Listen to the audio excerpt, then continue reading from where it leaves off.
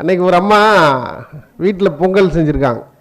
இப்போல்லாம் பொங்கல் செஞ்சால் இல்லை வேறு ஏதாவது சிறப்பான ஒரு நல்ல ஃபுட்டு ஏதாவது செஞ்சால் அது எல்லாருமே என்ன செய்கிறாங்க, கணவருக்கு கொடுத்து டெஸ்ட் பண்ணுறாங்க இல்லையா? கணவருக்கு கொடுத்து டெஸ்ட் பண்ணுறதுக்கு முன்னாடியே இன்னொன்று பண்ணிடுறாங்க. என்ன பண்ணுறாங்க? ஸ்டேட்டஸ் வச்சிட்றாங்க. அன்னைக்கு ஒருத்தர் என்ன பண்ணியிருக்காரு, என் நண்பர் தான், அவங்க வீட்டில் பாயாசம் செஞ்சு அந்த அம்மா எடுத்து என் வீட்டில் பால் பாயாசம்னு போட்டாங்க ஃபேஸ்புக்கில். 800 லைக்கு. அந்த அம்மாவுக்கு பயங்கர சந்தோஷம். வீட்டுக்குள்ளே வந்து பார்த்துருக்காரு அவங்க அம்மா, அந்த வீட்டுக்காரரு ஃபோன் ஃபேஸ்புக்கு தான் அவரும் பார்த்துட்ருக்காரு.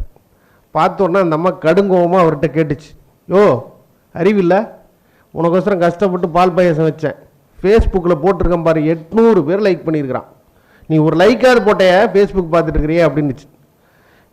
அவனுக்கு அந்த ஆளுக்கு சரியான கோவம். அவன் சொன்னான், 800 பேர் லைக் போட்டான்ல, அவன்லாம் அதை ஃபேஸ்புக்கில் பார்த்தவன், நான் மட்டும்தான் அதை குடித்தவன்.